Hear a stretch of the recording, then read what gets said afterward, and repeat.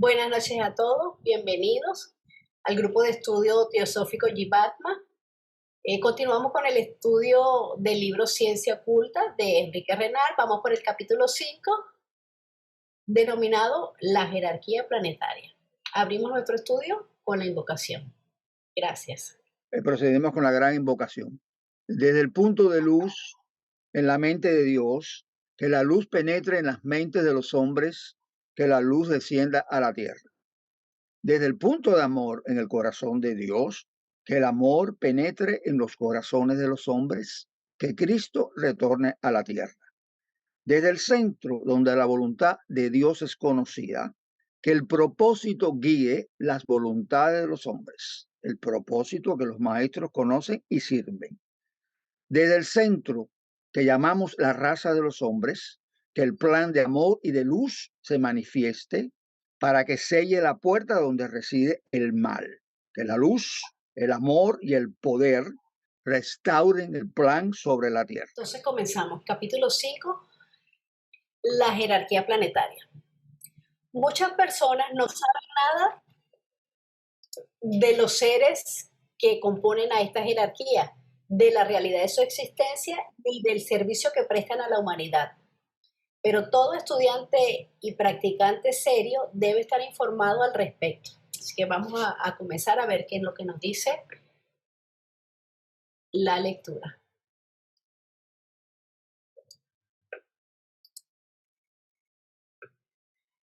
La jerarquía planetaria. La gran mayoría de las organizaciones esotéricas en Occidente sugieren la existencia de lo que se ha dado en llamar la Gran Hermandad Blanca. Se nos dice que se trata de un grupo de seres humanos perfeccionados, que trabajan en absoluto anonimato para asistir a la evolución de la humanidad.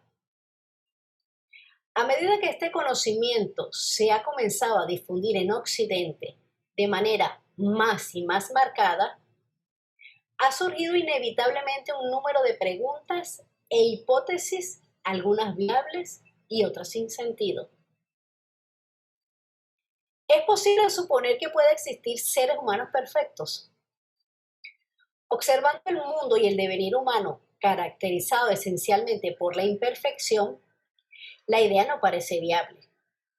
Sin embargo, no debe parecer algo tan imposible si consideramos que este universo, nuestro planeta y todo lo que en él existe se encuentra en evolución. Algo fácilmente observable cuando uno lee historia, y porque el avance, el mejoramiento de todo en la dinámica del universo es una ley tan observable como indisputable.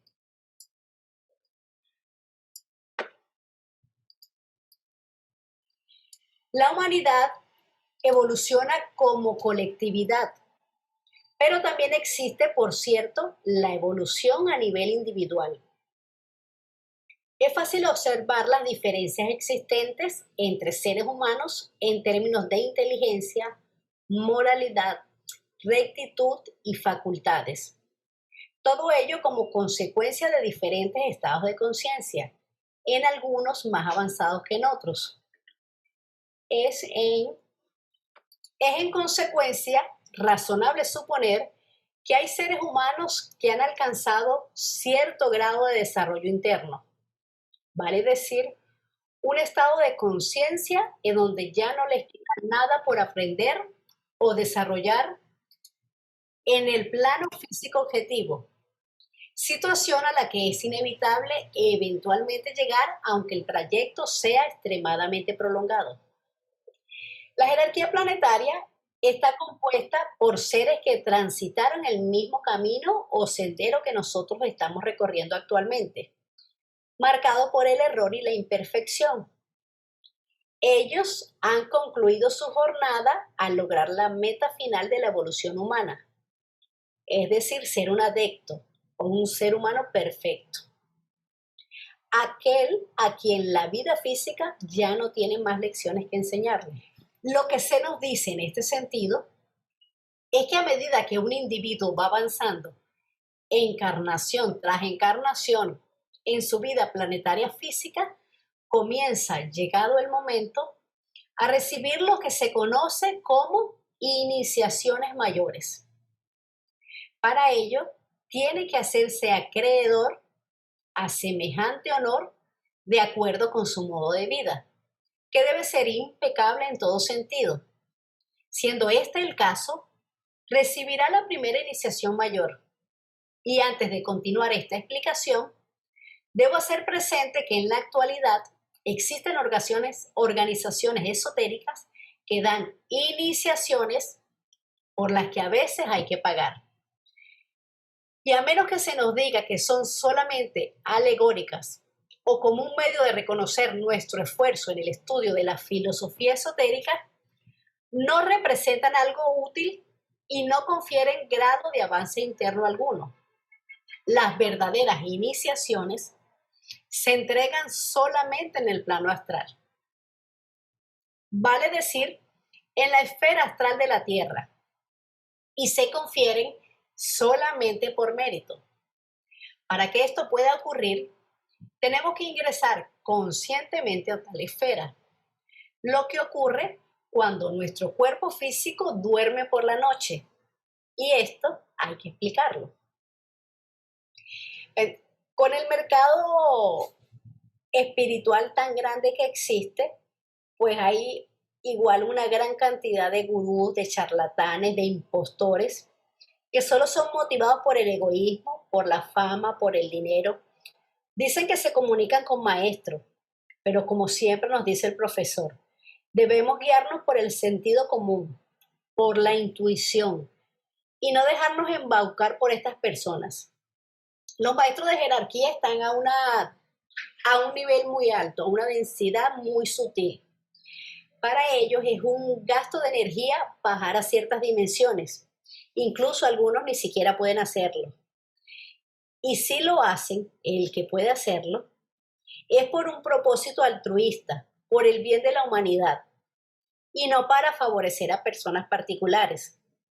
Y el que realmente tiene comunicación con estos seres tan puros, o sea, con los maestros, la jerarquía blanca, con estos seres tan nobles, pues no lo dice.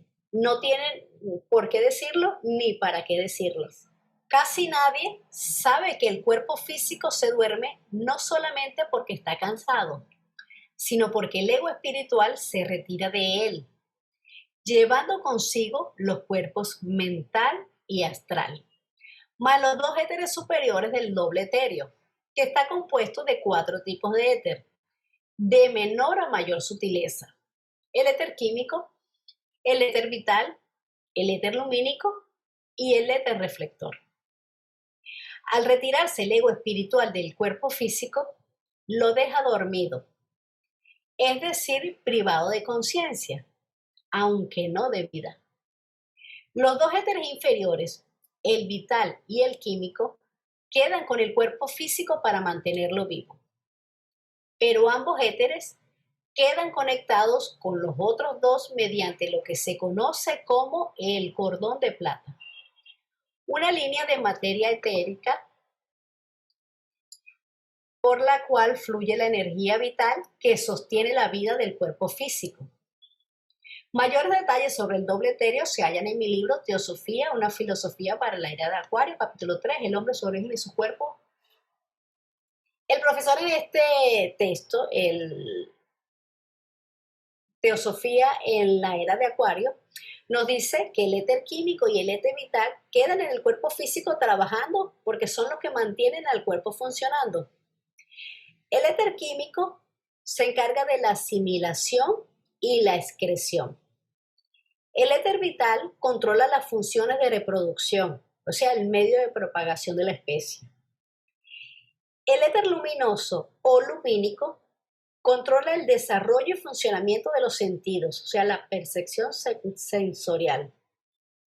Y el último éter, el éter reflector, constituye un reflejo de la memoria de la naturaleza. Es el puente mediante el cual el pensamiento es transmitido por la mente al cerebro.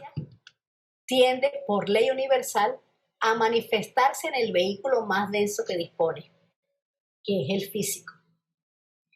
al retirarse el ego espiritual del cuerpo físico, lo priva de conciencia y aquel solo puede ahora manifestarse en el siguiente cuerpo, el astral, que dentro de su sutileza es el más denso que sigue después del físico. Es en consecuencia en el plano astral donde recuperamos la conciencia y donde las iniciaciones mayores tienen lugar. Y hay para ello una razón. Es simplemente una cuestión de energías que no pueden ser dispensadas a nivel físico, dada la densidad del plano físico objetivo que impide al discípulo la absorción de esas energías. Recordemos que un plano es una esfera de acción de una fuerza determinada que está compuesta de materia correspondiente a dicho plano. El plano astral, como todos los planos, tiene 7 subdivisiones, divididos en 2 regiones, el astral inferior y el astral superior. Una iniciación mayor tiene aparentemente 2 objetivos. El primero, entregar al discípulo una medida de cierta energía cósmica que se ha ganado y que tiene un significativo impacto sobre su estado de conciencia.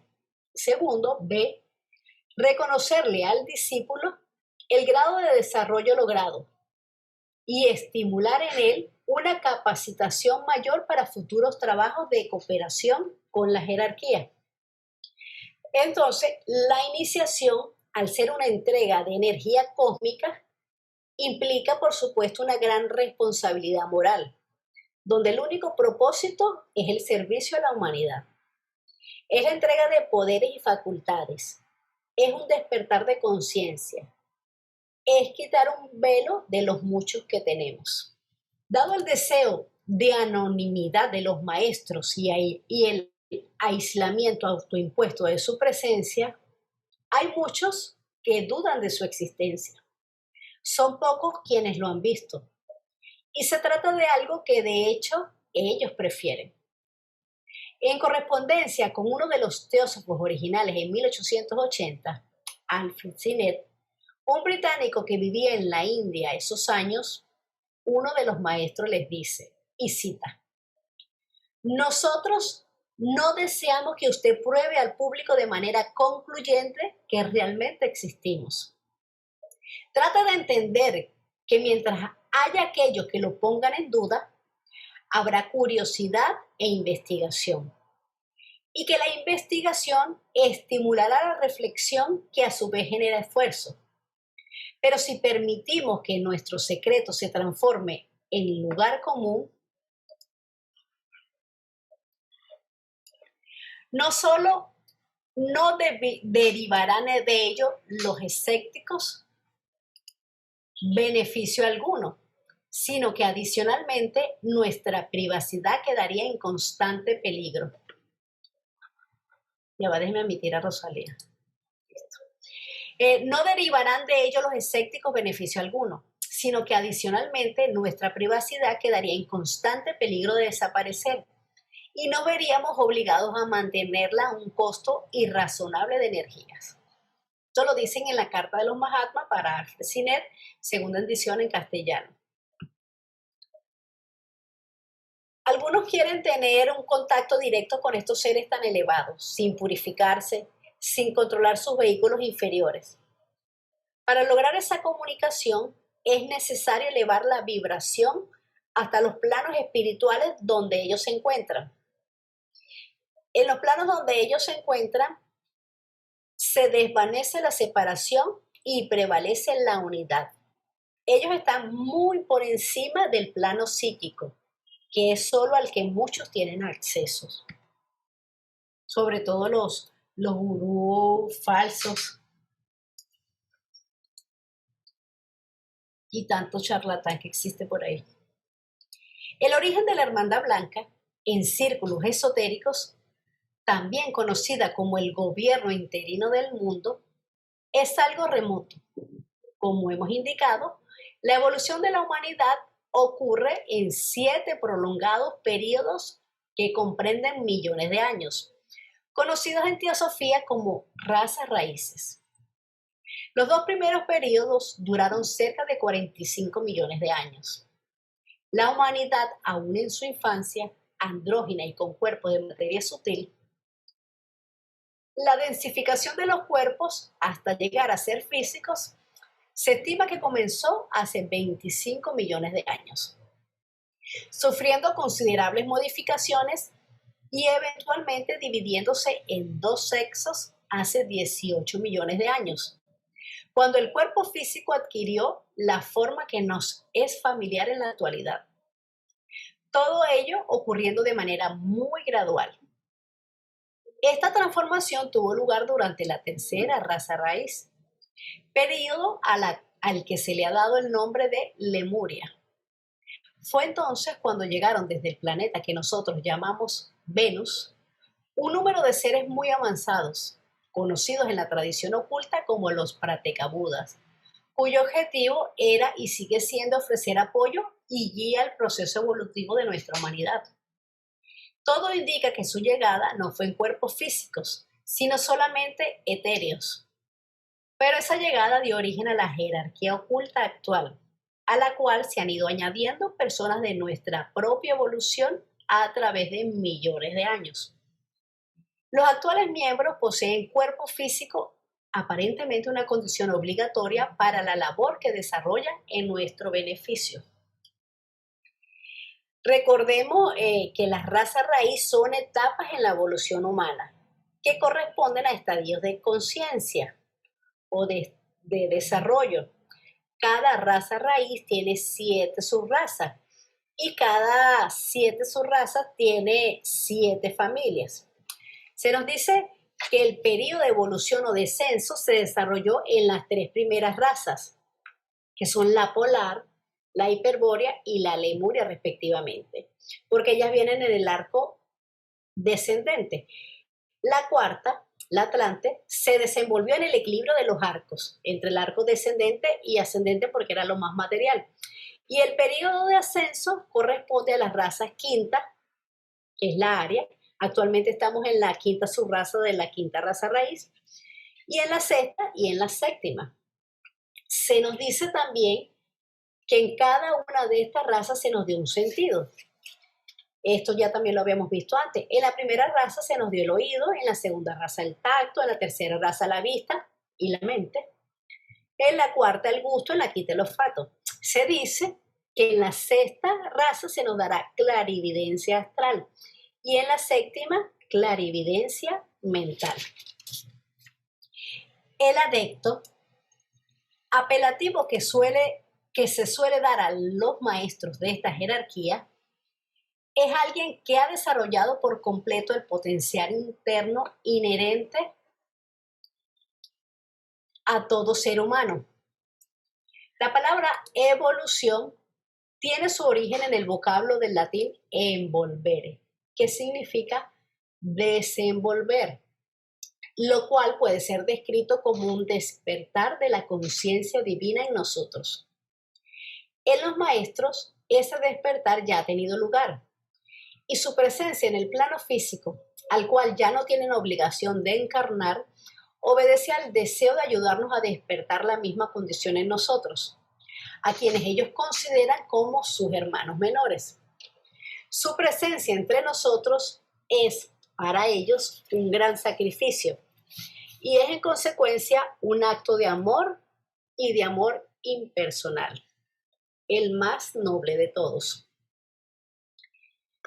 El glosario teosófico nos dice que un adepto es aquel que mediante el desarrollo espiritual ha alcanzado conocimientos y poderes trascendentales y ha llegado a ser maestro en la ciencia de filosofía esotérica, que dirigen y velan por el progreso de la humanidad. Con su esfuerzo propio se convirtió en lo que es. No fue hecho así. Algunos los confunden con dioses, pero no constituyen una entidad a lo que se le pueda aplicar ese término.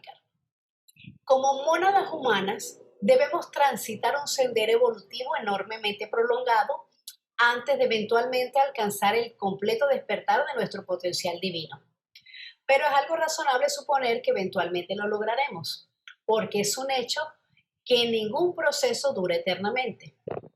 La dinámica del universo y sus energías nos empujan hacia adelante, incluso aunque ocasionalmente nos neguemos a cooperar como corresponde.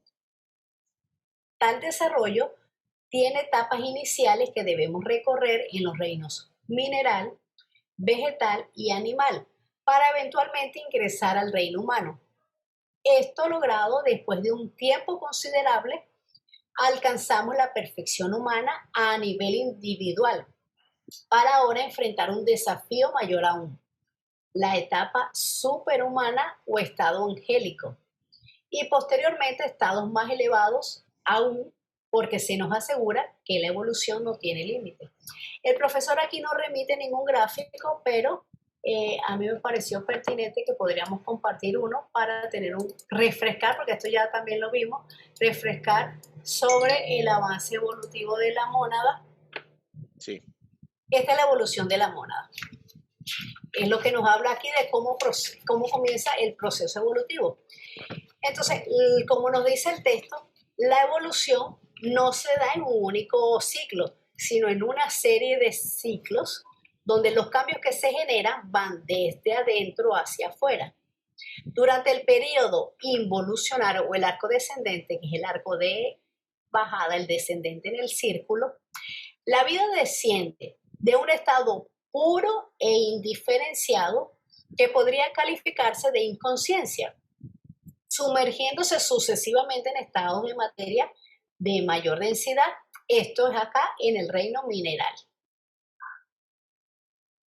La segunda mitad del círculo o el arco ascendente, que propiamente podríamos llamar evolución, comienza cuando, estimulada por las restricciones y limitaciones impuestas por la materia densa, la conciencia va despertando gradualmente para comenzar su prolongado ascenso hacia la autoconciencia. O sea que va pasando aquí por los vegetales, los animales. Cuando llegamos a los humanos logramos la individualización y la autoconciencia, y posteriormente hacia estados aún más elevados. O sea, aquí en los grados de iniciación, que es donde están los adeptos, los maestros de la jerarquía. El proceso tiene que ver más en el modo en que la conciencia interactúa con la materia. Los ciclos de materia son seguidos por ciclos de espiritualidad y de mente plenamente desarrollados. Entonces, la mónada hace todo este proceso, tarda muchísimos eones de tiempo, pero va pasando por aquí. El reino elemental pasa aquí al reino del mineral, sigue su proceso. Se dice que aquí en cada reino pasa un manvantara aquí, luego pasa un manvantara acá y así sucesivamente. Y bueno, cuando llegamos aquí ya tenemos la mente, bueno, tenemos que el libre albedrío, y aquí seguimos con el impulso monádico evolutivo, pero ese desarrollo va a depender de nosotros mismos, de nuestras acciones, nuestros pensamientos, nuestras sensaciones, y qué esfuerzo hagamos para lograr ese ascenso hacia los maestros y luego volver a la unificación con la divinidad hasta que venga el reposo del manvantara y comenzar nuevamente el nuevo ciclo en donde quedamos, porque como dice, la evolución no tiene fin. Lo que debemos tomar en cuenta es que una vez alcanzada la perfección a nivel humano, adquirimos la gran responsabilidad de usar los poderes adquiridos únicamente para fortalecer el avance de aquellos que aún se encuentran en la denodada lucha por su propio desarrollo, la humanidad común. En las religiones asiáticas, particularmente en el hinduismo y el budismo, existe el conocimiento de la existencia de la jerarquía oculta, pero entre sus fieles, tal creencia es generalmente vaga y poco clara. Probablemente debido a la intención de observar respeto por el deseo de los propios maestros de permanecer lo más anónimo posible. Este deseo de anonimidad se vio en cierta medida suspendido a finales del siglo XIX. Se nos dice que la jerarquía hace presente su existencia normalmente durante los últimos 25 años de cada siglo. Pero como hemos dicho anteriormente, de manera extraordinariamente discreta y en interacción solamente con aquellos que les puede resultar útiles en su trabajo por la humanidad, atendida su disposición al servicio desinteresado por sus semejantes. O sea, los maestros mueven o liberan energía para el beneficio de todos. En la jerarquía, aparentemente se estimó adecuada la entrega de material esotérico debido al cambio astrológico que la Tierra había comenzado a experimentar en su paso del signo de Piscis al de Acuario. Con respecto a las influencias que el planeta recibe de ambas galaxias. Estos periodos duran ligeramente más de 2000 años y son influencias energéticas de tipo cósmico. El cambio de Piscis a Acuario ha representado un cambio de energías que tiene injerencia en el estado de conciencia de los seres humanos. Y es en buena medida por esa razón que se estimó que el momento había llegado para entregar una dispensa de conocimiento esotérico apropiado para quienes encarnarían en la era de Acuario. Lo que determina la influencia acuariana es el movimiento del eje magnético de la Tierra que ha empezado a apuntar a través de los polos a la galaxia en Acuario. Pero para la dispensa del conocimiento que la jerarquía estaba dispuesta a entregar, se precisaba además de personas que, aparte de estar dispuestas a colaborar, debían poseer las cualificaciones necesarias para el trabajo. La búsqueda de los adeptos en esa dirección dio como resultado a 2 personas que poseían las facultades, la disposición de colaborar y las cualificaciones requeridas: Elena Petrovna Blavatsky y Henry Steele Olcott. Elena Blavatsky, nacida en Ucrania en 1831 y dueña de una disposición psíquica notable desde pequeña, fue entrenada durante 3 años en el Tíbet transhimaláyico, lugar de residencia de la mayoría de los adeptos de la jerarquía, por uno de ellos, su maestro personal, a objeto de prepararla para la entrega de la nueva dispensa al mundo occidental, como mencionado en el texto anteriormente. De ancestro noble, aparte de sus facultades paranormales espontáneas, Elena transitaba una abierta disposición al servicio desinteresado para con sus semejantes. El buen criterio de los adeptos de utilizar los servicios de Elena en la entrega del nuevo material quedó en evidencia cuando ella abandonó nacionalidad, título nobiliario y todo el dinero que en esa época hubiera estado a su disposición, atendida su posición social, para poder llevar a cabo la misión que los adeptos le encomendaron.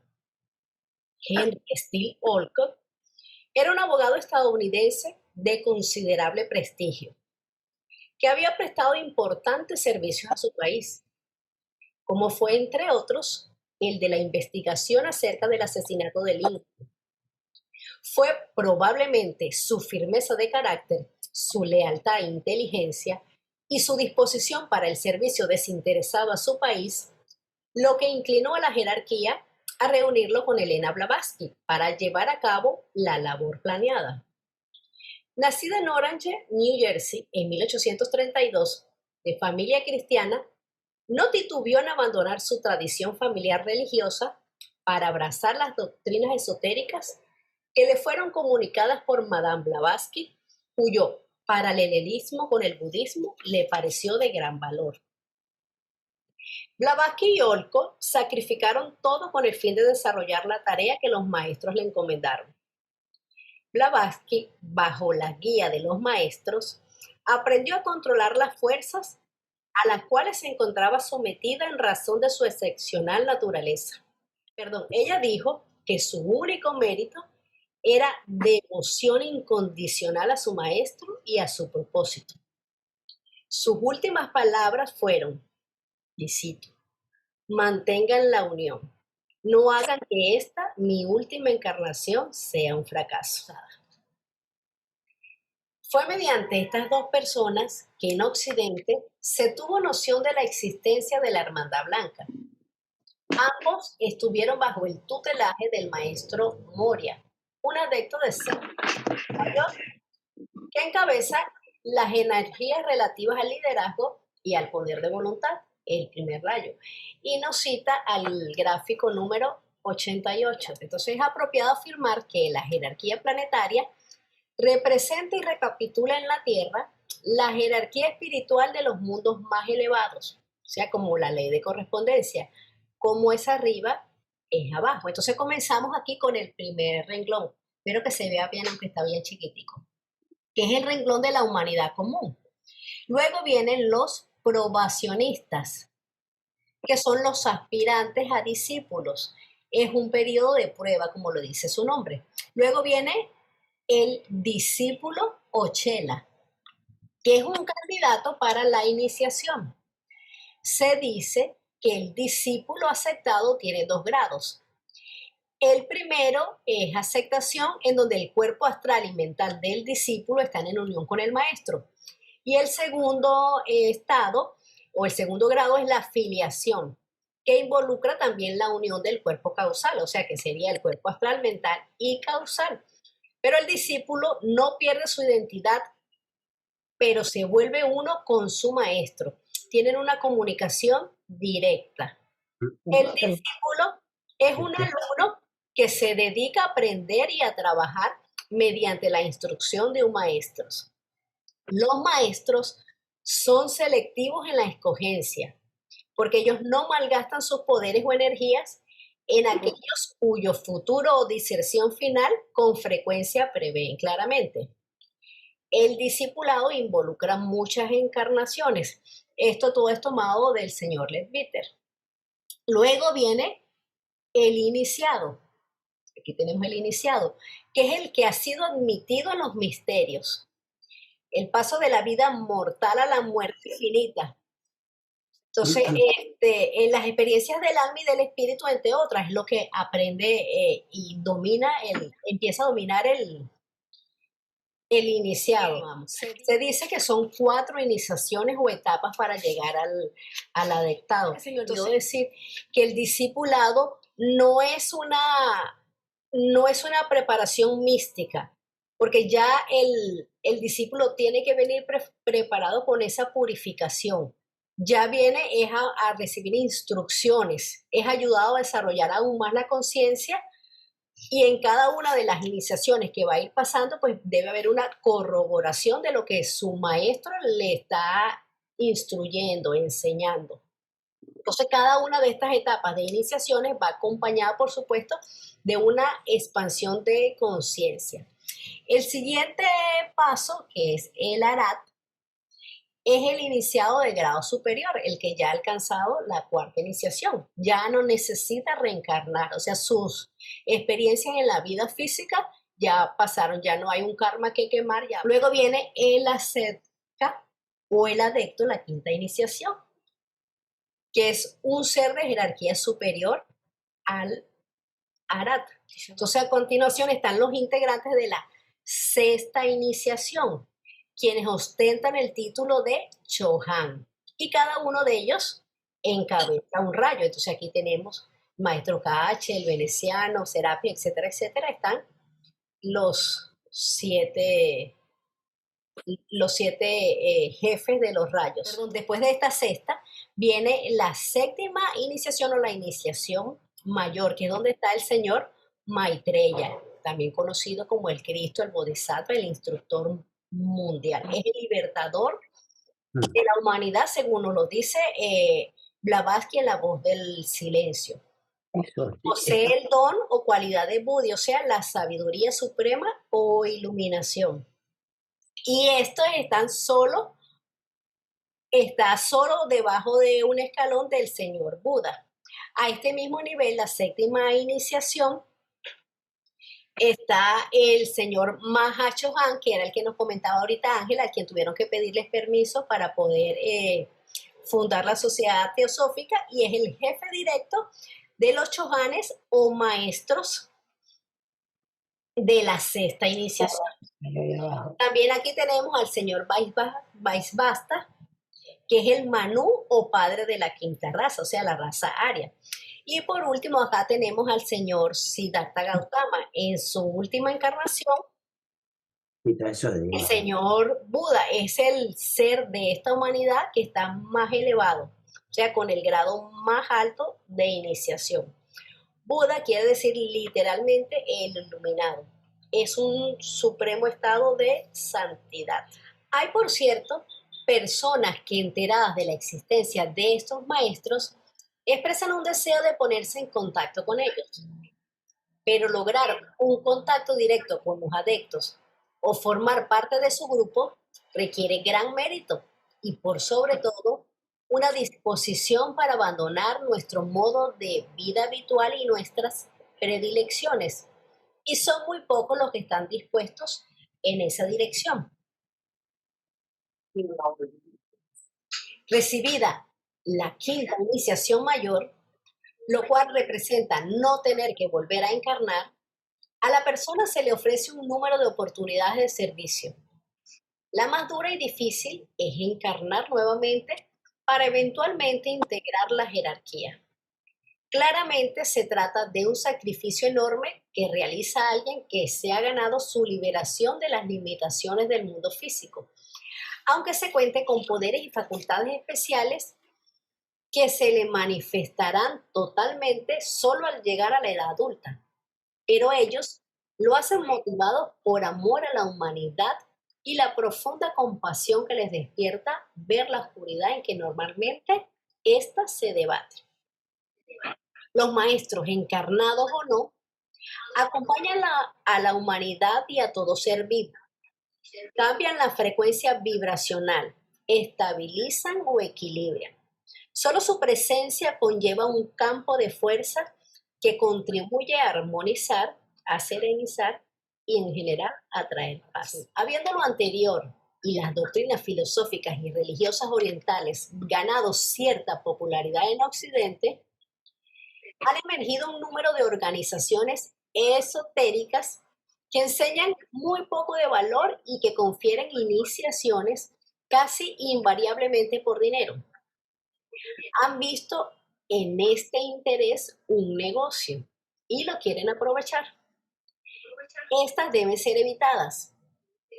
El dinero tiene una vibración. Diana, otra vez, por favor, si puedes cerrar el micrófono. El dinero tiene una vibración muy diferente de las prácticas esotéricas legítimas y de lo espiritual en general. Y quienes exigen una retribución económica por entregar este tipo de enseñanza normalmente tiene poco o nada que enseñar, porque es evidente que no han aprendido lo principal. Como ya dijimos, las iniciaciones mayores se confieren únicamente por mérito. El servicio que nos presta la jerarquía está, sin embargo, sujeto a un número de normas tan estrictas como severas en términos de lo que los maestros pueden hacer por nosotros. No se les permite una injerencia directa en lo relativo a nuestras formas de vida y decisiones, porque se estima indispensable no interferir con nuestro libre albedrío, aunque ello conlleve dolor y dificultades, producto de nuestro proceder errado e impropio. Hay sabiduría en esto, porque es un hecho comprobado que el ser humano inmaduro aprende solamente mediante el rigor impuesto por las consecuencias de sus actos. Es una cadena de causación que no se debe impedir, ya que si quienes nos guían interfirieran para solucionar nuestros problemas, movidos por una compasión malentendida, entorpecerían nuestro desarrollo hasta el punto incluso de paralizarlos. Es un hecho que el dolor es el gran maestro en la escuela de la vida planetaria y debe permitirse que ocurra cuando sea necesario. O sea, algunos piensan que los maestros son un mito porque asumen que teniendo ellos el poder necesario, se niegan a intervenir en situaciones claramente gobernables. No debemos esperar una implicación directa. Ellos ayudan a la humanidad, pero solo espiritualmente. No pueden intervenir en los asuntos mundanos. Nunca se rebajarían a prestar atención a cuestiones individuales o particulares, pues ellos no están para facilitar las cosas. Esa no es su labor es mandar energía, pero el esfuerzo debe ser de cada uno.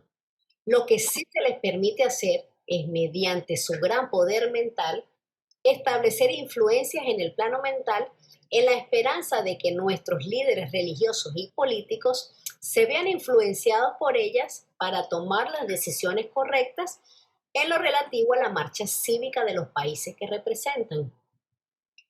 Hay también otras modalidades de trabajo que los adeptos llevan a cabo de las cuales casi nada sabemos, pero casi todas en relación con el manejo apropiado de las energías que nos circundan y afectan, aunque siempre de manera indirecta y rigurosamente respetando nuestra libertad de acción.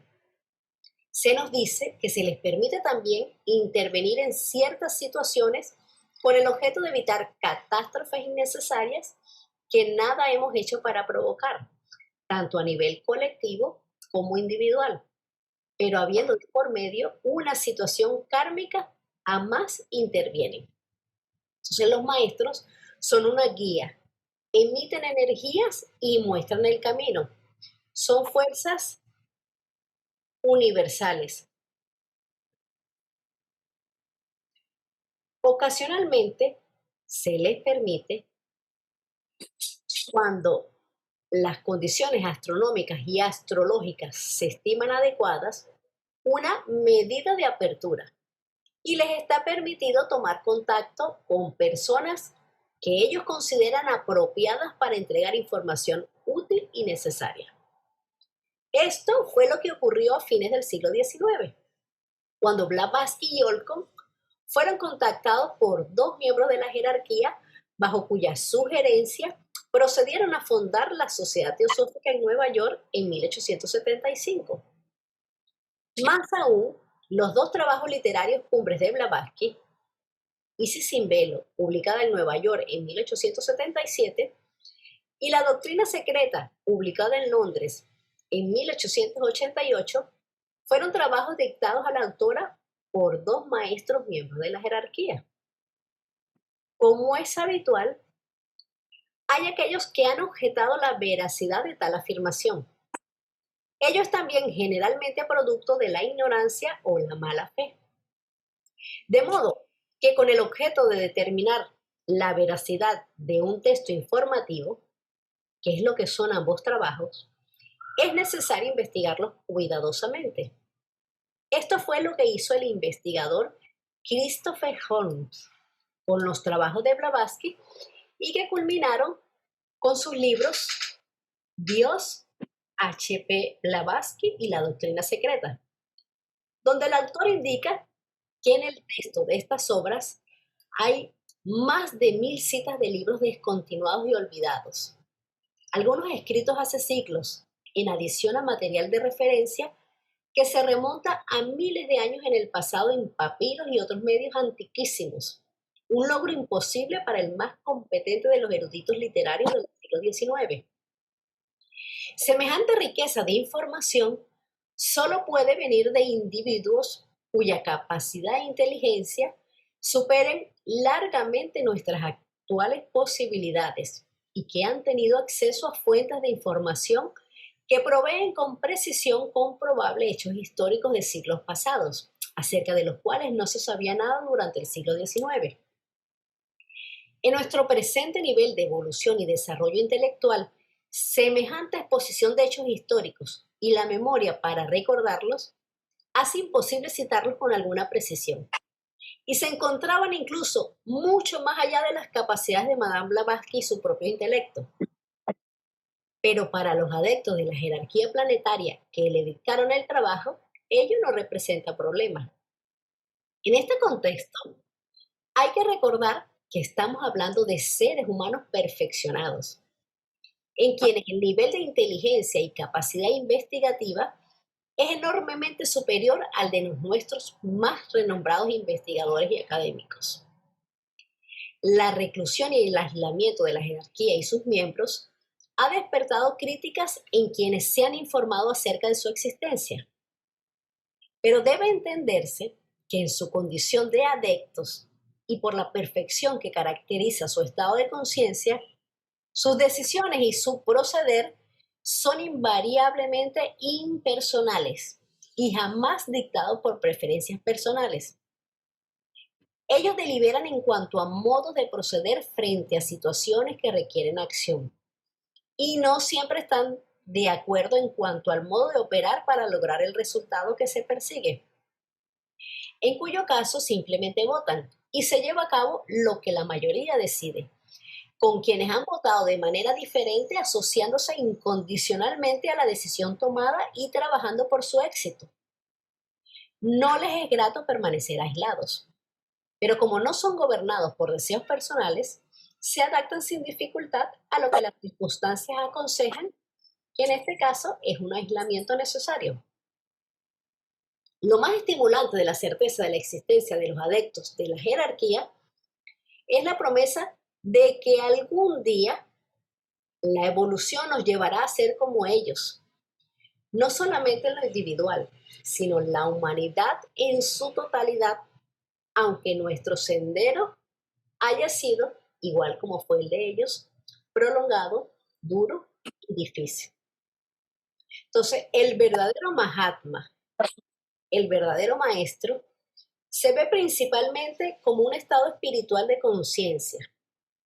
Sus brazos siempre están abiertos para nosotros, pero somos nosotros, llevando una vida guiada por el amor, la compasión y el servicio desinteresado al prójimo, que nos hacemos candidatos al feliz encuentro.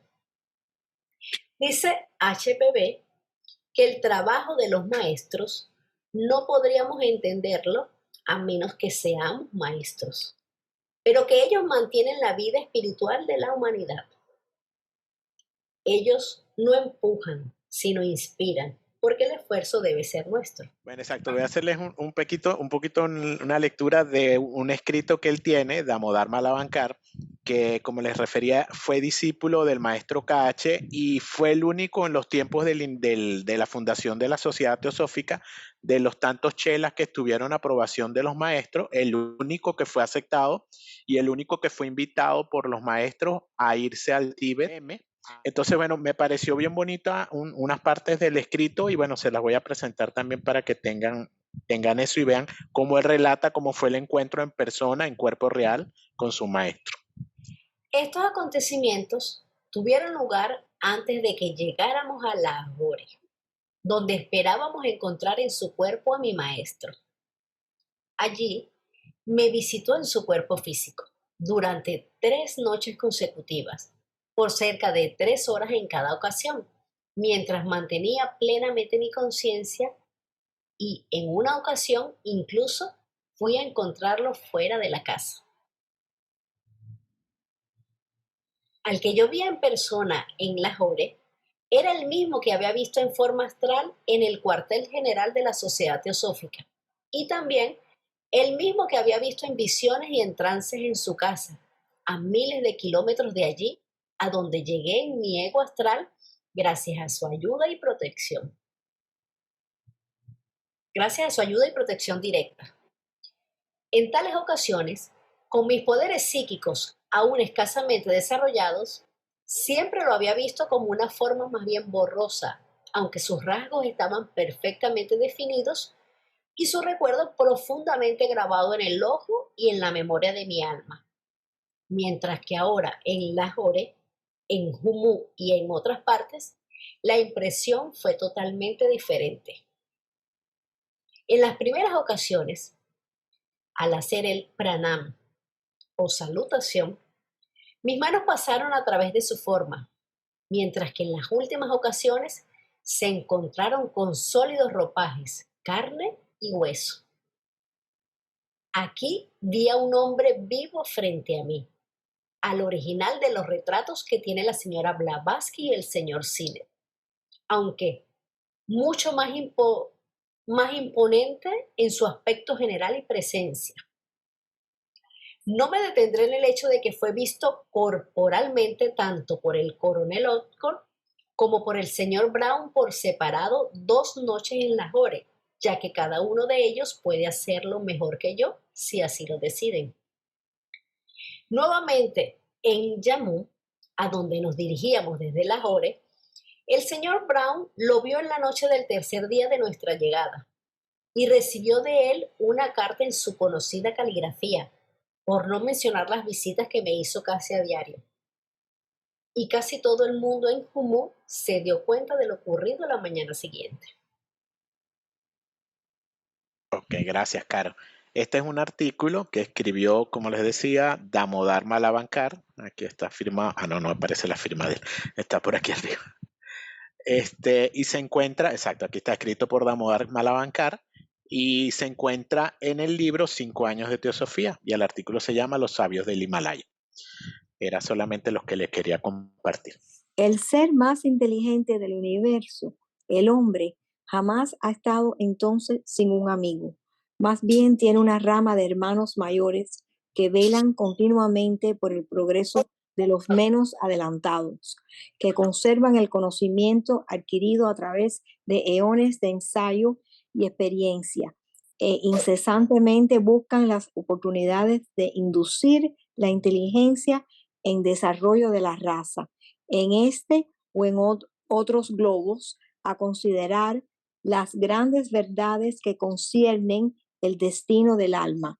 Estos hermanos mayores también guardan el conocimiento que ellos mismos han adquirido de las leyes de la naturaleza en todos sus departamentos y se encuentran siempre dispuestos a usarlo cuando lo permita la ley cíclica para el provecho de la humanidad. Ellos siempre han existido como un cuerpo o asociación, todos conociéndose unos a otros, sin importar la parte del mundo en que puedan encontrarse, y todos trabajando por la raza humana en diferentes formas.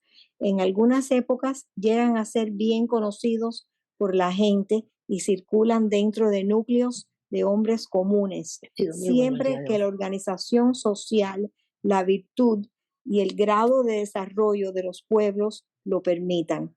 Porque si se dieran a conocer públicamente en todas partes, serían venerados como dioses por unos y perseguidos como demonios por otros. En esos periodos en que ellos se manifiestan, algunos de sus miembros se convierten en gobernantes de los hombres, otros en instructores y unos cuantos en grandes filósofos, mientras que otros permanecen aún desconocidos, excepto para los miembros más avanzados de su grupo. William Quan Judd, El océano de la teosofía. Olvida al yo cuando trabajes para otros y la tarea se volverá fácil y ligera para ti. K.H. Cartas de los Mahatmas. Comenzamos con la invocación a la unidad. Oh vida oculta que vibras en cada átomo. Oh luz oculta que brillas en cada criatura. Oh amor oculto que todo lo abarcas en la unidad. Que todo aquel que se sienta uno contigo sepa que, por lo tanto, es también uno con todos los demás.